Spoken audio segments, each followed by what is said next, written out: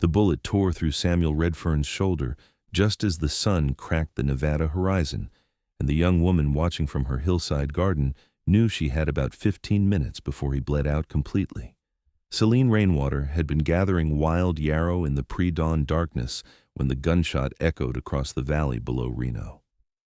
She watched the rider slump forward over his horse's neck, somehow managing to stay mounted as the animal bolted toward the foothills.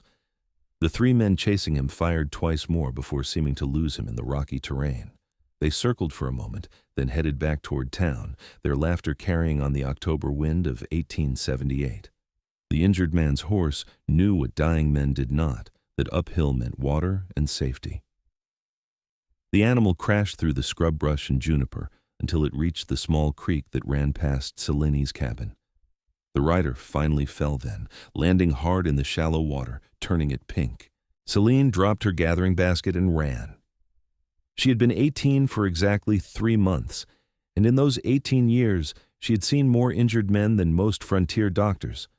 Her mother had been Shoshone, her father an Irish prospector who died when Selene was 12. From her mother she had learned the ways of every healing plant in these Nevada hills. From her father she had inherited blue eyes that startled people when they first saw them in her brown face. The cowboy was face down in the creek, unconscious. Selene grabbed his vest and hauled with all her strength, managing to flip him onto his back. Water poured from his mouth and nose. He was young, maybe 22 or 23, with dark hair plastered to his forehead and 3 days of stubble on his strong jaw. Blood pumped steadily from the hole in his left shoulder. She had seconds to decide. Her cabin was 50 yards uphill. The bleeding would not wait. Selene pulled the silk scarf from around her neck, the one luxury her father had given her, and pressed it hard against the wound. The cowboy's eyes flew open. They were brown, she noticed, the color of the creek stones when wet. "Do not move," she said. "You will bleed faster." He stared at her, clearly trying to focus. "Angel," he mumbled. "No," Selene said. "Very much alive and trying to keep you the same way." She kept pressure on the wound with one hand and reached into the leather pouch she always wore at her belt. Inside were the things she never traveled without: clean cloth strips, a small knife, dried comfrey root, and a tiny jar of pine resin salve. Her mother had taught her that death did not wait for you to go home and fetch supplies.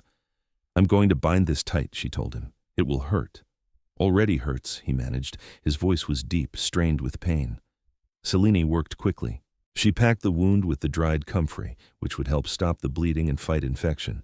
Then she wrapped the cloth strips around his shoulder and under his arm, pulling them as tight as she could manage. He grunted, but did not cry out. "Can you stand?" she asked. "Can try." She got her shoulder under his good arm and heaved. He was tall, maybe 6 feet, and solid with muscle. Together they staggered up the slope toward her cabin. His horse followed, trailing its reins. The cabin was small but well built, with a stone fireplace her father had constructed and a good roof that did not leak. Shelves lined every wall, filled with clay pots and glass jars containing dozens of dried plants, roots, and prepared medicines. Bundles of herbs hung from the rafters. The morning sun streaming through the eastern window illuminated them like a painting. Selene got the cowboy to her bed, the only bed, and helped him lie back. He was breathing hard, his face pale under his tan. "Those men," she said, pulling off his boots. "Why were they shooting at you?" "Card game," he said. "I won. They said I cheated." "Did you?" His eyes met hers, and despite the pain, she saw the ghost of a smile. "No, madam. I'm many things, but I'm not a cheat." "What are you then?" "Broke. Or I was until that game." Selene cut away his shirt with her knife. The binding was already soaked through with blood. She would need to work fast. "What is your name?" Dalton Barnes." "I am Selene Rainwater. I'm going to clean this wound and sew it shut. Do you want whiskey first?" "Do you have any?" "No. Then I guess I will do without." Despite everything, Selene almost smiled. She set a pot of water to boil on the hearth and began gathering what she needed. Dried yarrow for the bleeding, golden seal root for infection, sage for cleansing, willow bark for pain. Her hands moved with the certainty of long practice. "This cabin," Dalton said, watching her work. "You live here alone?" "Yes." "That's safe?" "Safer than Reno." She brought the supplies to his bedside and began unwrapping the temporary bandage. The bleeding had slowed, which was good. The bullet had gone clean through, which was better. She would not have to dig it out. "This is going to hurt very badly," she told him. "I have to clean it thoroughly." "How old are you?" he asked suddenly. Selene looked at him. "Old enough to save your life. Why?" "You seem young to know so much. My mother taught me. She knew every healing plant in these hills. I started learning before I could walk." "Where is she now?" "Dead. Fever took her 4 years ago." Selene poured the hot water into a bowl and added crushed golden seal root. "I could not save her." Something in her voice must have reached him, because Dalton's expression softened. "I'm sorry." She nodded once, then began cleaning the wound. He closed his eyes and his jaw clenched, every muscle in his body going rigid. But he did not cry out. Selena worked as gently as she could, flushing the wound front and back with the golden seal solution, picking out bits of fabric and dirt. "You're strong," she said quietly. "Had practice." She threaded a needle with boiled silk thread, the kind she used for serious wounds. "This will be worse." "Just do it." Selene took a breath and began to sew. The needle pierced his flesh, drawing the torn edges together. Dalton's breathing came in short, controlled gasps. Sweat broke out across his forehead. His right hand gripped the edge of the bed frame so hard, his knuckles went white. "Talk to me," he gritted out. "Please." Selene kept stitching, her hands steady. "What do you want to know?" "Anything. Everything. How did you learn all this?" "My mother was a healer for her people. The Shoshone have used these plants for generations. She taught me their names in her language and in English. She taught me when to harvest them, how to prepare them, which parts to use." "Your father?" "Irish. He loved her very much. Some people in Reno did not like that. We lived up here away from everyone." She finished the back wound and moved to the front. "He was a good man. He would bring her seeds from the places he prospected. She grew them here, added them to her medicine." "What happened to him?" "Mining accident. Cave in. I was 12. "And you have been alone since your mother died?" "Yes." Selene tied off the last stitch and sat back. "Finished." Dalton opened his eyes. His face was gray with pain, but he managed to look at her. "Thank you." She mixed willow bark powder into water and held it to his lips. "Drink this. It will help the pain." He drank, grimacing at the bitter taste. "What do I owe you?" "Your life, apparently." Selene began spreading her pine resin salve over the stitched wounds. "But I will settle for you not dying in my bed. I only have one, and I would like it back." That surprised a weak laugh out of him. "Fair enough." She bound the wound with clean linen, wrapping it firmly. "You need to rest now. The bleeding has stopped, but you lost a lot of blood. You will be weak for days." "Those men who were chasing me went back to town. I watched them. They might come looking. No one comes up here." Selene covered him with a quilt her mother had made. "Rest now." She thought he would argue, but exhaustion and blood loss pulled him under within minutes. She watched his chest rise and fall, making sure his breathing stayed steady. Then she went outside to tend to his horse. The animal was a good one, a sturdy bay gelding with intelligent eyes. She unsaddled him and found saddlebags that were surprisingly heavy. When she looked inside, she understood why. They were full of money, mostly coins, but some paper notes too. The winnings from the card game, she assumed. Enough money to start a new life somewhere. Enough money to kill for. Selene brought the saddlebags inside and set them in the corner. Then she went to check her patient. His forehead felt warm, but not dangerously hot. Fever would come, probably tonight. She would be ready. The day passed slowly. Selene worked in her garden, harvesting the last of the fall roots before the ground froze. She checked on Dalton every hour. He slept deeply, his body doing the work of healing. She made soup from dried venison and wild onions, knowing he would need to eat when he woke. As the sun set, she heard him stirring. She went to the bedside and found him trying to sit up. "Lie down," she said firmly. "Need to. There's a pot under the bed. I will turn around." She did, hearing him curse softly as he struggled with one arm. When she turned back, he had managed to lie down again, his face sheened with sweat.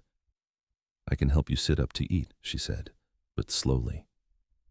She propped him against the wall, patting his back with folded blankets. Then she spooned soup into his mouth like a child. He ate half a bowl before shaking his head. "That is good," she said. "Small amounts, often." "You're very calm about all this," Dalton said. "Do you rescue bleeding men often?" "Often enough. Reno is not a gentle town." "Why do you stay then?" Selene was quiet for a moment. "This is my home. My parents are buried on the hill behind the cabin. Everything I know is here." "Where would I go?" "Somewhere safer."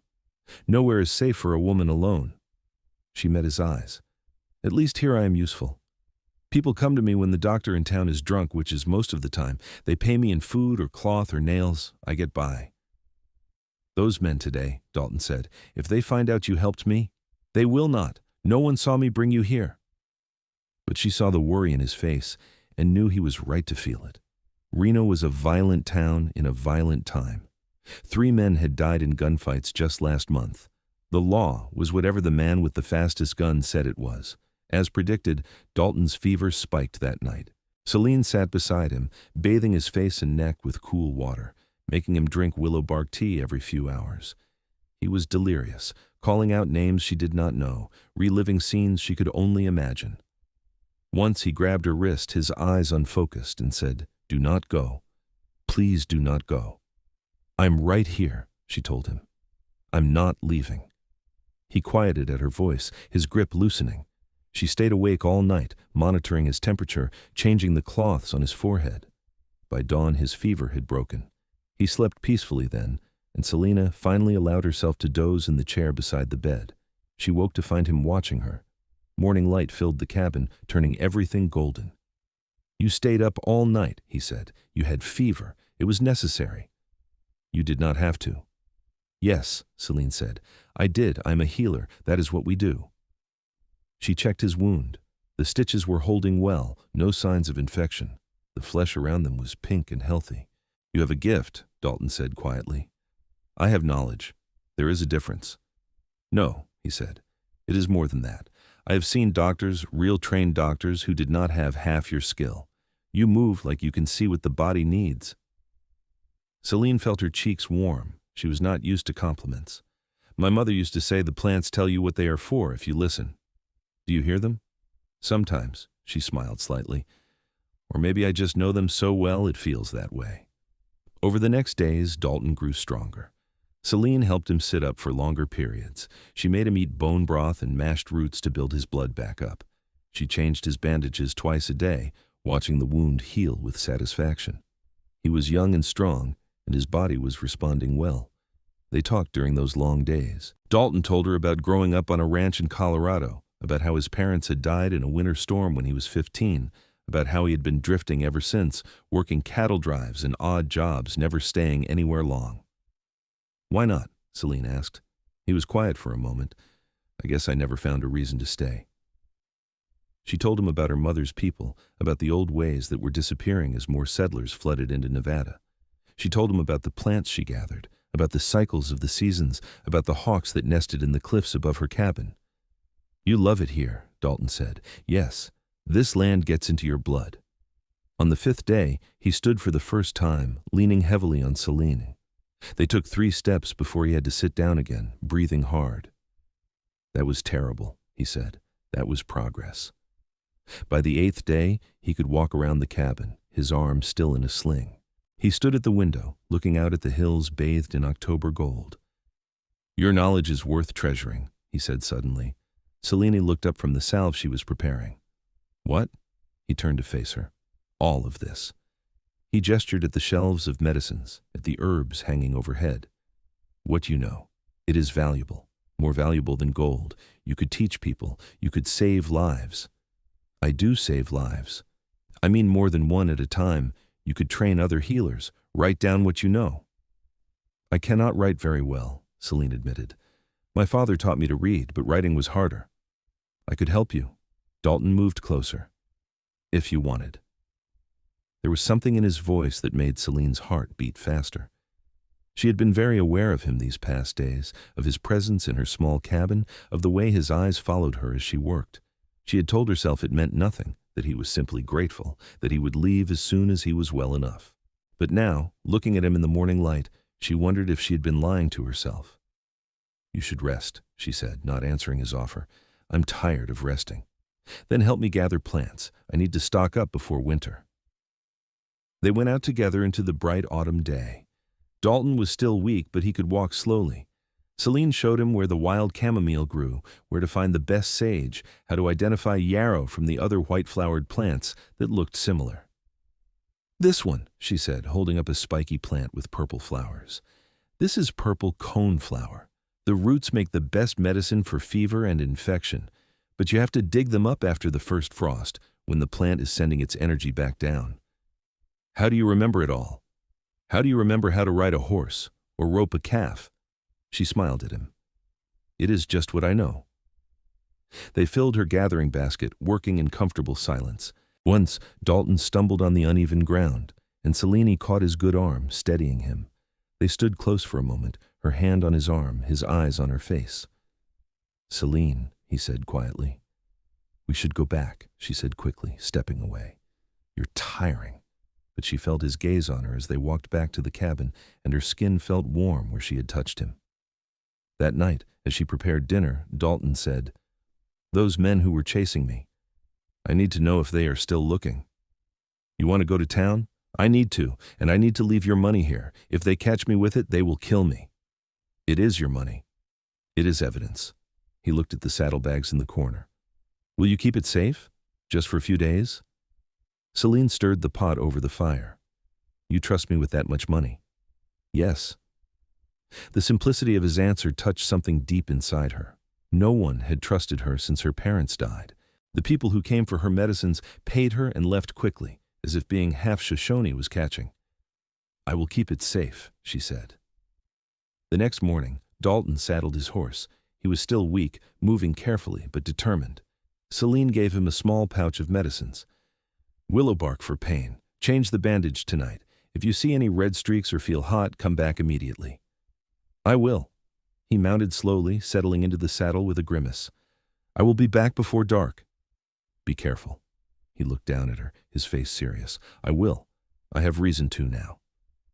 Then he rode away, leaving Selene standing in front of her cabin with her heart beating too fast. The day passed slowly. She tried to work, grinding dried plants, organizing her stores, but she kept going to the window to look for him. When the sun started to set and he still had not returned, fear crept in. What if those men had found him? What if he was lying shot somewhere, bleeding out? What if he had simply taken his horse and left, deciding not to come back? That thought hurt worse than she wanted to admit. Full dark had fallen when she finally heard hoofbeats. She ran outside and saw Dalton riding up the slope, slumped in the saddle. She helped him down, feeling him shake with exhaustion. "I rode too far," he admitted. "I'm not as strong as I thought." She got him inside and made him lie down. His wound had opened slightly, seeping blood. She cleaned it and rebandaged it, scolding him the whole time. "You could have torn the stitches completely. You could have started bleeding again." "I know. I'm sorry." "What did you find out?" Dalton closed his eyes. "Those 3 men left town yesterday. Apparently there was a 4th man in that card game, a ranch owner who backed my story that I had not cheated. The 3 who chased me decided it was safer to move on." Relief flooded through Selene. "So you are safe." "Seems so." He opened his eyes and looked at her. "I can leave whenever I want now." The words hung between them. "Your wound needs another week to heal properly," Selene said. "At least." "Is that the only reason I should stay?" She could not look at him. "I do not know what you mean." "Yes, you do." He sat up despite her protest. "Selene, I've been thinking about what I said, about writing down what you know. I have some education. I could write while you teach me about the plants. We could make a book, a real medical book, about frontier healing. That would take months." "I know." He reached for her hand. "I want to stay, not just for the book, for you." Selena's breath caught. "You do not know me. I know you saved my life. I know you sat up all night when I had fever. I know you are brilliant and kind, and you see beauty in these hard hills." His hand tightened on hers. "I know that I have not felt this way about anyone before. You have been here less than 2 weeks. Some things you just know." She wanted to believe him. She wanted it so badly it frightened her. But she had learned to be careful, to protect herself. "What happens when you get restless?" she asked. "You said you never stay anywhere long. What happens when you want to leave?" "What if I have finally found a reason to stay?" "I am not enough reason." Her voice broke slightly. Eventually, you will want more than this, more than a cabin in the hills and a half-breed healer. Dalton stood up, pulling her to her feet. Listen to me. I have spent 7 years drifting because I was looking for something. I just did not know what it was. But I know now. It is this. It is you. It is waking up and knowing I matter to someone, that someone needs me, even a little. I do not need anyone, Selene said, but her voice lacked conviction. Maybe not. But maybe I need you. He lifted his good hand to her face. I want to try, Selene, if you will let me. I want to stay and learn everything you know about these plants. I want to help you gather them and prepare them. I want to write down your mother's knowledge so it does not die with you. I want to build up this cabin and make it stronger for winter. I want to be useful to you. And when winter ends, then we will see spring together, and summer, and the next winter. He smiled. I am good with my hands. I can build things, fix things. I can hunt. I can keep you safe.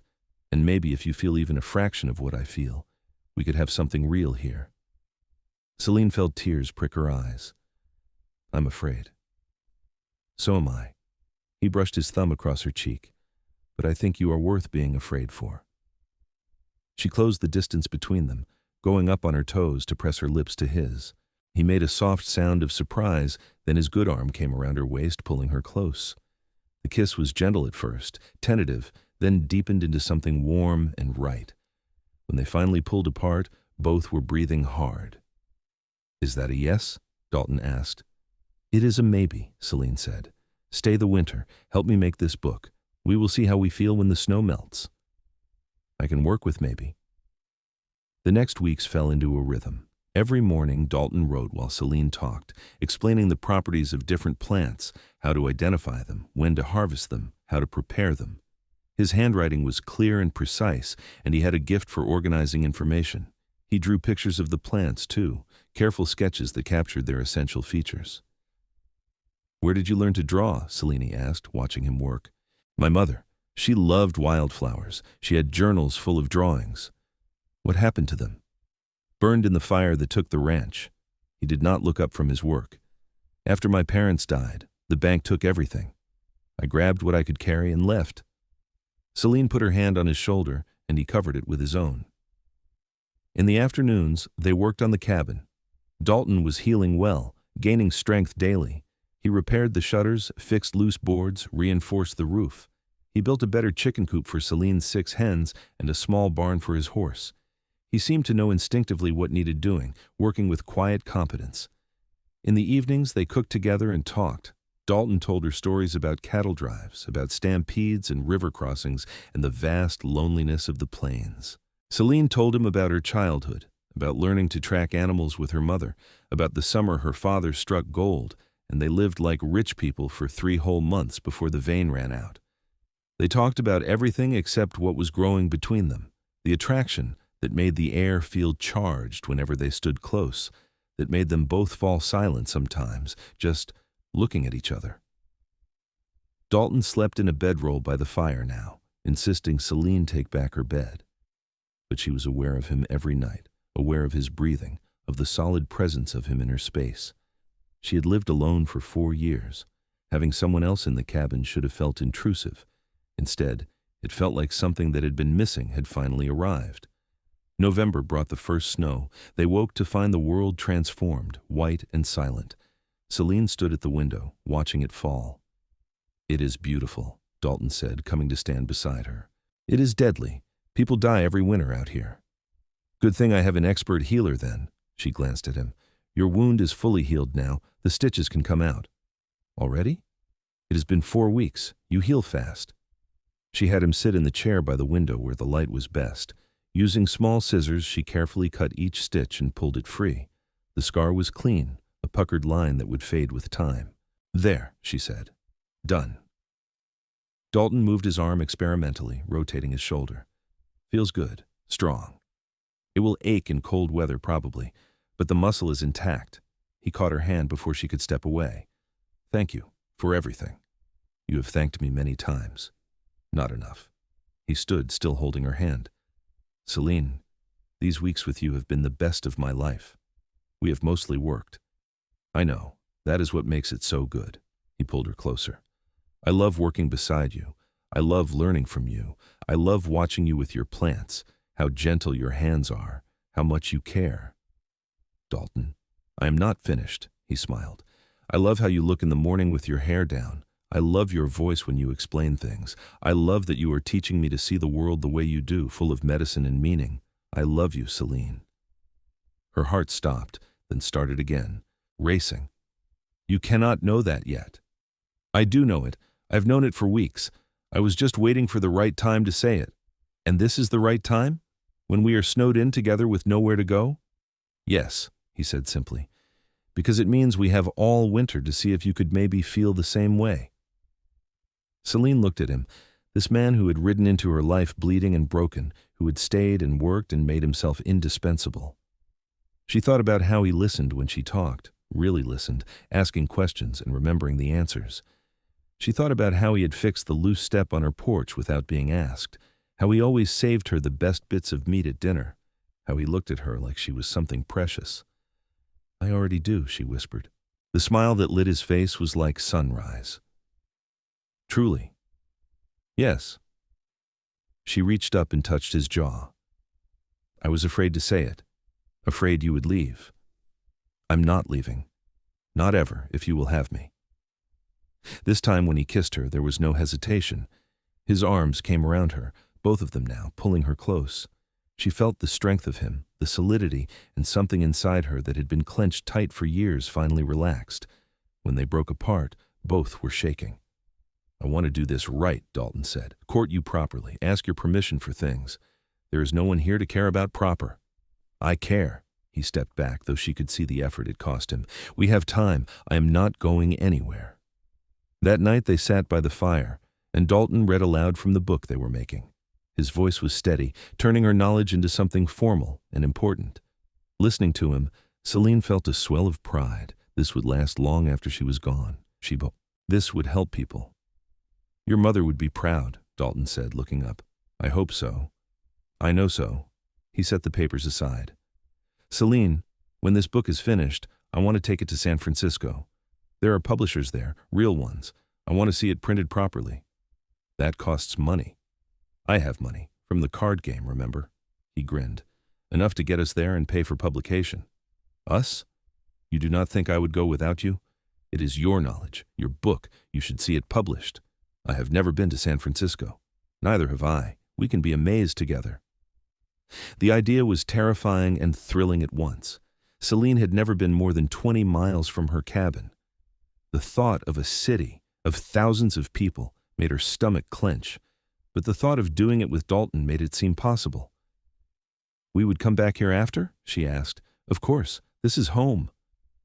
That word, home, said so easily, as if it were a given that they would share it. Winter deepened. The snow piled high, sealing them in their small valley. Dalton hunted rabbits and deer.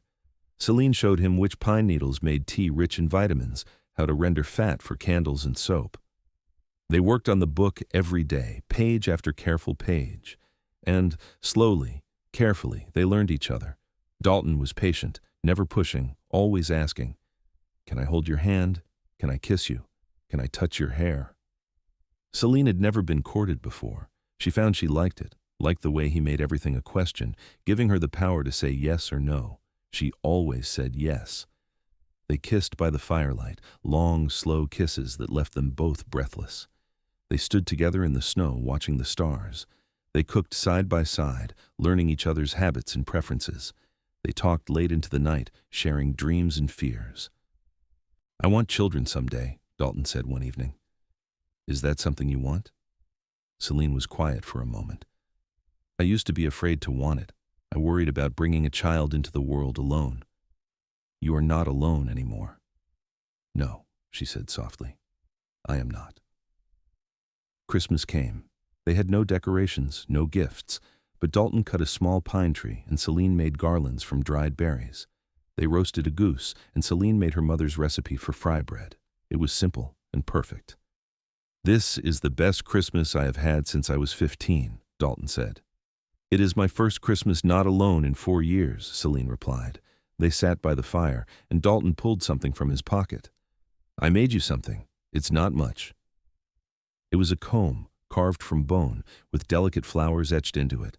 The work was exquisite, clearly done over many hours. "Dalton," Selene breathed, "this is beautiful. Your hair's beautiful. I wanted you to have something nice for it." She turned the comb over in her hands, seeing how each tiny flower was different, how carefully he had worked. "Thank you. I have something else." He took a breath. "A question, really. One I've been working up courage to ask for weeks." Selene's heart began to pound. "I know we have not known each other long," Dalton said. "Only a few months. But I have never been more certain of anything in my life. Selene Rainwater, would you marry me?" She stared at him. "Marry you?" "Yes. I want to build a life with you here. I want to finish this book together and take it to San Francisco together. I want to spend every winter snowed in with you and every summer gathering plants with you. I want to wake up beside you every morning for the rest of my life." He took her hands. "I know I do not have much to offer, just myself and a horse and some card game winnings, but I swear I will spend every day trying to make you happy. So will you marry me?" Selene felt tears spill down her cheeks. "Yes, yes, yes, I will marry you." Dalton let out a whoop and pulled her into his arms, spinning her around. They were both laughing and crying at once. When he set her down, he kissed her deeply. "We will go to Reno when the snow clears," he said. "Find a preacher, make it legal." "I do not need legal," Selene said. "We can marry in the way of my mother's people if you want." "I want whatever you want. We can do both." They sat together by the fire, wrapped in each other's arms, planning their future. They would finish the book by spring. They would marry in March, when the first flowers bloomed. They would go to San Francisco in summer to see the book published. They would come back here and build a bigger cabin, one with a proper clinic where Selene could see patients. Dalton would start a small herd, sell cattle to support them. They would have children, teach them everything they knew. It felt real, solid, possible. That night, Selene lay in her bed and Dalton in his bedroll, but the distance between them felt different now, charged with anticipation. "Selene," he said into the darkness. "Yes? I am counting the days until you are my wife." "So am I." January passed in a blur of work and preparation. They finished the main section of the book and began the index, organizing everything alphabetically. Dalton's handwriting filled 200 pages. The drawings were professional quality. It looked like a real medical text. "You should have your name on it," Dalton said. "Rainwater's Guide to Frontier Medicine." "Our names," Selene corrected. "You did half the work. I just wrote what you told me. That is half the work." She smiled at him. "Our names, together." February brought a warm spell that melted some of the snow. They walked out together, Selene showing Dalton the first signs of spring, the buds forming on the willows, the shoots of early bulbs poking through the soil. "In a month there will be flowers everywhere," she said, "purple and yellow and white." "Will you marry me then? When the flowers bloom?" "I will. We should invite people, your friends." Selene was quiet. "I do not have many friends. People in Reno do not like me much." "Then we will marry with just us and the flowers. That's enough." But when they rode into Reno in mid-February for supplies, they found the town had changed. A new doctor had arrived, a young man from Boston who was spreading word that the half-breed healer in the hills was a fraud and dangerous. "He is trying to steal your patients," Dalton said grimly as they rode home. "He can have them. I never wanted to compete. He is saying you use witchcraft, that you poisoned people." Selene felt a chill. She knew what accusations like that could do. "What should we do?" "We finish the book," Dalton said. "We get it published. We prove that what you do is real medicine, not witchcraft. We show the world that your knowledge is valuable." "That could take months." "Then we have time before the wedding to make it perfect." But 3 days later, a man came up the mountain. He was older, maybe 50, with a badge on his chest. The new sheriff, Selene realized. "Miss Rainwater," he said, "I need to talk to you about some complaints." Dalton stepped forward. "What complaints?" "The new doctor says she has been practicing medicine without training or license, says she has probably killed people with her concoctions." "That is a lie," Selene said. "I have healed people for years. Ask anyone I have helped." "The doctor says people are too scared of you to speak up." The sheriff looked uncomfortable. "Look, I do not want trouble, but he is making noise. Talking about bringing in a territorial judge, I need you to stop treating people until this gets sorted out. Stop? Selene felt her world tilting. This is what I do. This is how I live. I am sorry, miss. It's just temporary. After he left, Selene sat down hard on the porch steps. He's going to ruin me, this new doctor. He's going to destroy everything. Dalton knelt in front of her. No, he is not. We are going to fight this. We have the book almost finished. We will take it to San Francisco now. Get it published fast. Once people see that what you know is real medicine, no one can call you a fraud. That will take months. Then we will do it in months. He took her hands. Selene, I will not let him destroy you. We will fight. Together. The next week, they rode to Reno and booked passage on the stage to San Francisco. They would leave in 2 days. Selene packed the manuscript carefully, wrapping it in oilcloth. She packed medicines too, a small bag of essentials. She had never left her home before, but Dalton was right. They had to fight. The night before they left, they stood on the hillside above the cabin, looking at the stars. Are you afraid? Dalton asked. Terrified, Selene admitted. Me too. He put his arm around her. But we have each other. That counts for something. When we get back, Selene said, I want to marry you right away, no waiting. The flowers will not be bloomed yet. I do not care. I just want to be your wife. He turned her to face him. Why wait at all? We could find a preacher in San Francisco, get married there. Really? Really? He smiled. Then we would be on our honeymoon while we get the book published. Seems perfect to me. Selene laughed, feeling some of the fear lift. All right, yes, let us get married in San Francisco. They kissed under the stars, and Selene felt something settle inside her. Whatever happened, they would face it together. The trip to San Francisco took 5 days, the longest 5 days of Selene's life. The stagecoach was cramped and uncomfortable. They passed through tiny towns and vast empty stretches. Dalton held her hand the whole way, pointing out things of interest, making her laugh when the journey felt too long. San Francisco was overwhelming. The noise, the crowds, the buildings stacked on top of each other. Selene could not catch her breath at first. But Dalton found them a modest hotel and then set about finding a publisher. It took 3 weeks of visiting offices, of waiting in lobbies, of hearing no. Publishers looked at the manuscript and saw that one author was a woman, a half-Indian woman at that, and lost interest. Dalton grew more frustrated with each rejection. Your knowledge is worth more than all of them, he told Selene after another unsuccessful meeting. But finally, they found a small press run by a man who had worked as a frontier doctor himself. He read the manuscript carefully, examining the drawings. This is good, he said, really good. Practical, clear, well-organized. I can publish this. How much? Dalton asked. $300 for a run of 500 books. They had the money from the card game. Dalton counted it out without hesitation. It will take 6 weeks to print, the publisher said, but I can have copies sent to medical offices all over California. This could do well. They left his office in a daze. We did it, Selene said. We actually did it. You did it, Dalton corrected. I just helped. That night, they went to find a preacher. They found one in a small church near their hotel, an old man with kind eyes who asked no questions beyond their names and ages. He married them in his tiny office with his wife as witness. Selene wore her best dress, the blue one her mother had made. Dalton had bought a new shirt, white and clean. Do you, Dalton Barnes, take this woman to be your lawful wedded wife? I do. Do you, Selene Rainwater, take this man to be your lawful wedded husband? I do. Then by the power vested in me, I pronounce you husband and wife. You may kiss your bride. Dalton did, thoroughly, and Selene felt tears stream down her face. She was married. She had a husband. She was not alone anymore. They had dinner at a restaurant, their first real restaurant meal. They ate roast beef and potatoes and pie, and everything tasted like celebration. Then they went back to their hotel room, and for the first time, they were together as husband and wife. Dalton was gentle, patient, taking his time. Selene had been nervous, but he made it easy, made it natural. They learned each other slowly, carefully, with laughter and whispered words. Afterward, they lay tangled together, both smiling in the darkness.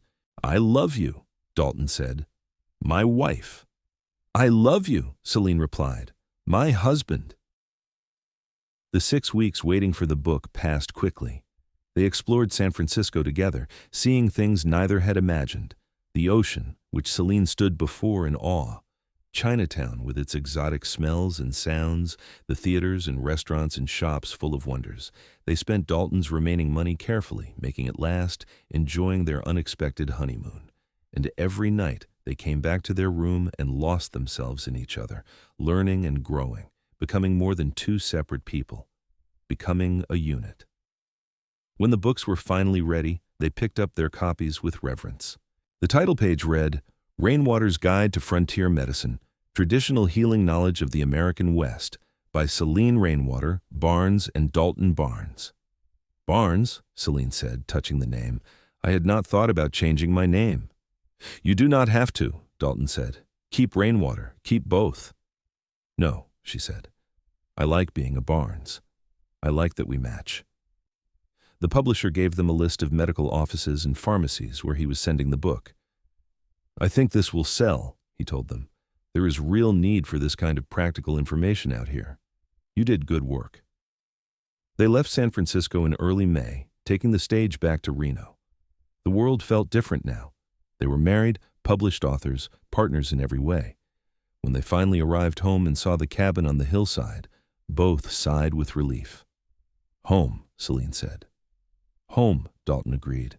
But their homecoming was interrupted the next day when the sheriff rode up with 2 other men. One was the new doctor, young and self-important. The other wore a suit and carried a briefcase. "Miss Rainwater," the doctor began. "Mrs. Barnes," Dalton corrected coldly. "Mrs. Barnes, then. I am Dr. Edwin Hall. This is Attorney Morrison from the Territorial Court. We have been investigating your activities." My activities are healing people," Selene said, "which I will continue to do." "You have been ordered to stop practicing medicine," Hall said. "By you, not by law." Selene pulled a copy of their book from her bag. "I have been working on this. It is a medical text published in San Francisco. It contains everything I know about frontier medicine. Perhaps you would like to read it, Dr. Hall. You might learn something."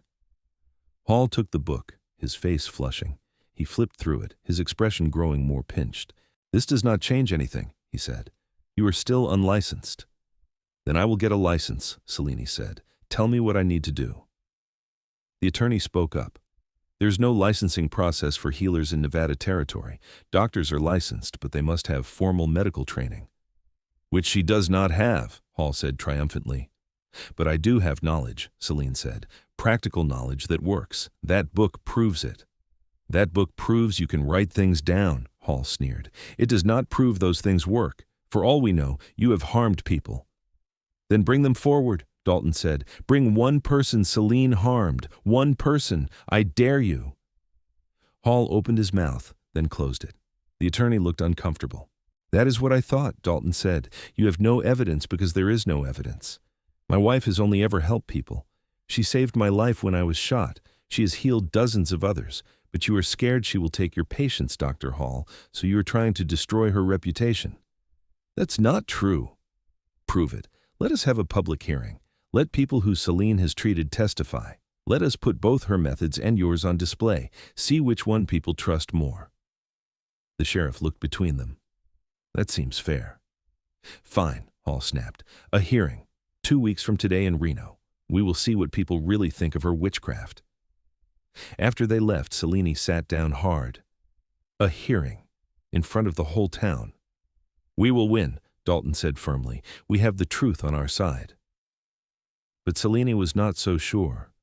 She knew how people looked at her, knew that many were afraid of her, even as they came for her help. The next 2 weeks would determine everything. They spent the time preparing. Dalton rode to every person Selene had ever treated, asking them to come to the hearing and speak on her behalf. Some agreed immediately. Others were reluctant, worried about going against a real doctor. But slowly, they gathered support. The night before the hearing, Selene could not sleep. She lay beside Dalton in their bed, the bed they now shared openly, and stared at the ceiling. "What if we lose?" she whispered. We will not. But what if we do? What if they make me stop healing? It is all I know how to do. Dalton rolled over and pulled her close. Then we will figure something else out. We could ranch, we could farm, we could move somewhere else and start over.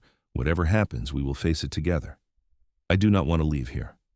Then we will fight to stay. But Selene, listen to me. You are more than just a healer. You are brilliant and strong and resourceful. You would succeed at whatever you chose to do. I believe that completely. She turned in his arms and kissed him. I'm glad I'm not facing this alone. You will never be alone again. I promise. The hearing was held in Reno's largest saloon, the only building big enough for the crowd. It seemed like half the territory showed up.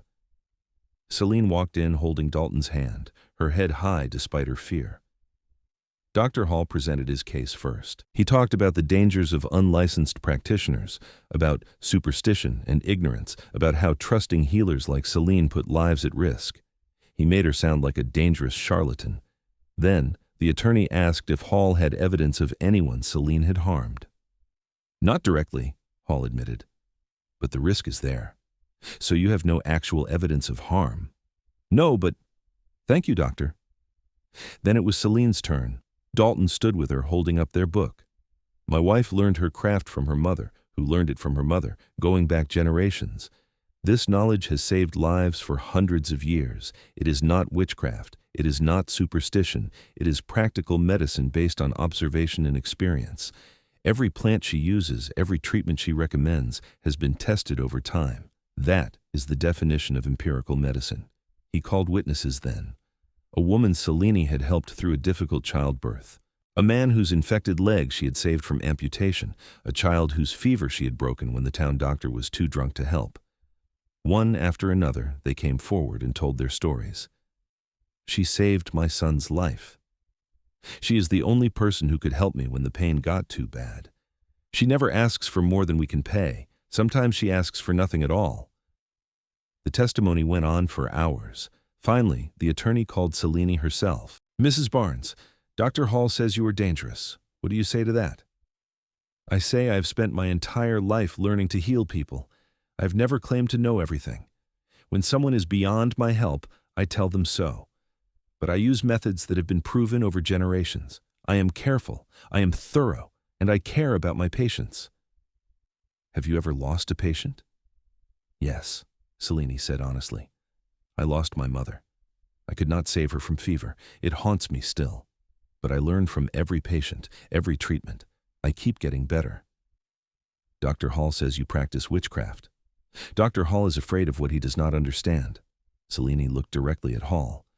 I would be happy to teach him what I know. Perhaps then he could help more people instead of trying to stop those who already do. There was a murmur through the crowd. Hall's face went red. The attorney conferred with the sheriff and the town mayor, who was acting as judge. Finally, the mayor stood. I have heard enough. Mrs. Barnes, you are free to continue your work. However, you must keep records of all treatments and their outcomes. If evidence of harm ever arises, this matter will be revisited. But based on today's testimony, I see no reason to stop you from helping people. This hearing is concluded. Relief flooded through Selene so strongly she almost fell. Dalton caught her, holding her steady. Around them, people applauded. Dr. Hall stormed out, his face furious. They rode home in twilight, both exhausted. We did it, Selene said. You did it. I just told the truth about you. I could not have done it without you. She looked at her husband, this man who had fought for her, believed in her, stood by her side through everything. Thank you. You do not have to thank me. That is what marriage is. We are a team. That night, they celebrated. They made love with the kind of passion that comes from relief and joy and absolute trust. Afterward, lying tangled together, Selene felt complete in a way she never had before. I want to have a baby, she said softly. Dalton went still. Really? Yes. I want to start our family. He pulled her closer, his hand spreading across her stomach. Then let us start trying. They already were, of course. They had been since their wedding night. But saying it out loud made it real, made it intentional. Summer passed in contentment. Their book began to sell, bringing in steady money. People came from farther away to see Selene, word spreading about her skills. She kept meticulous records as ordered, documenting everything. Dalton built a separate room onto the cabin, a proper clinic with shelves and a good table and plenty of light. They worked side by side every day, partners in healing and in life. And at night, they loved each other with the kind of joy that never seemed to fade. In September, Selene's monthly cycle did not come. She waited, hoping, barely daring to believe. When it did not come the next month either, and she began feeling queasy in the mornings, she knew. "Dalton," she said one evening, "I think I am pregnant." His face transformed with pure happiness. "Truly?" "Truly." He picked her up and spun her around, both of them laughing. Then he set her down carefully, as if she might break. "Are you well? Do you need anything? Should you be resting?" "I'm fine. I'm a healer, remember? I know what to do." "I'm going to be a father," he said, wonder in his voice. "We are going to have a baby." "We are." The winter passed slowly. Selene's belly grew, and Dalton became increasingly protective, barely letting her lift anything. She found it both annoying and endearing. "I am pregnant, not dying," she told him. "I know. I just want to take care of you." "You do. You take such good care of me." In early May, as the flowers bloomed across the hills, Selene went into labor. She had helped dozens of women through birth, but experiencing it herself was entirely different. The pain was enormous, consuming. But Dalton stayed with her, holding her hand, wiping her face, never leaving her side. After 18 hours, as dawn broke, their baby was born. A boy, healthy and squalling, with his father's dark hair and his mother's blue eyes. "A son," Dalton breathed, cradling the tiny body. "We have a son." "What should we name him?" Selene asked, exhausted but happy. "What was your father's name?" "Liam." "Then Liam Barnes." They lay together, the three of them, as the sun rose over their hills. Selene had never felt such profound contentment. She had a husband who loved her, a healthy baby, a home, meaningful work, everything she had never dared to hope for. "Your knowledge is worth treasuring," Dalton said softly. "I said that once, but I was wrong." Selene looked at him. "Wrong?" "Yes. Because you are worth treasuring. Not just what you know, but who you are, every part of you. I treasure you, Selene Barnes, every single day." Tears slipped down her cheeks. "I treasure you too. You saved me, you know, not in the hills that day, but in every day since. You made me believe I deserved good things. You made me believe in us." "We saved each other," Dalton said, "and now we have him." He looked down at their sleeping son. "Now we have forever." The years that followed were full and rich. They had 2 more children, a daughter they named Margaret after Dalton's mother, and another son they called Thomas. The children grew up learning about plants and healing from their mother, about ranching and hard work from their father. The cabin expanded into a proper house with room for everyone. Selene's reputation grew. Doctors began referring patients to her when traditional medicine failed. Her book was reprinted 3 times. She trained other women in her methods, passing on her mother's knowledge. Dalton worked their small ranch and managed the business side of Selene's practice, keeping records and handling payments. They grew old together, watching their children grow and have children of their own. Selene's hair turned silver, and Dalton's back grew stiff from years of hard work, but they still walked the hills together, gathering plants, still worked side by side in the clinic, still loved each other with the same passion they had felt that first winter. On their 25th wedding anniversary, they stood on the hillside above their home, the same place where Dalton had first proposed. The valley below was green with summer, dotted with their cattle and the homes of their children. "Do you ever regret it?" Selene asked. "Staying here instead of drifting?" Dalton pulled her close. "Not for one single second. You're the best thing that ever happened to me. This life we built, it is everything I never knew I wanted. I was so afraid that day you rode in bleeding, afraid to care about you, afraid you would leave." "Best bullet I ever took," Dalton said, making her laugh. "It brought me to you." "The plants brought you to me," Selene corrected. "They saved your life so you could stay." "Then I am grateful to every one of them." They stood together watching the sunset paint the hills gold and purple. Somewhere below, their grandchildren were playing. Their daughter was cooking dinner. Their sons were bringing in the cattle. Life continued, rich and full. "I love you," Selene said. "I love you too," Dalton replied, "forever." And in the hills around them, the healing plants grew thick and abundant, testimony to knowledge treasured and love that had transformed two solitary souls into something greater than either could have been alone. The cowboy who had ridden in wounded had found his home. The healer who lived alone had found her partner.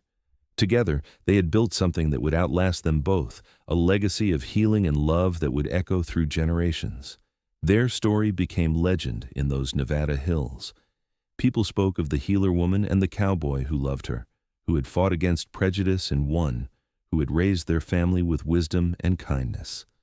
The book they wrote together was still used 50 years later, teaching new generations about the medicine hiding in plain sight in the wild plants. But beyond the legend, beyond the book and the reputation, was the simple truth of two people who had found each other against all odds and built a life worth living, who had seen past surfaces to the soul beneath, who had chosen love when it would have been easier to choose fear. As the sun set on that anniversary evening, Dalton and Selene walked back down the hill, hand in hand, toward their home filled with family and laughter and light. Their story, which had begun with blood and pain and desperate healing, had become something beautiful, something lasting, something worth treasuring indeed.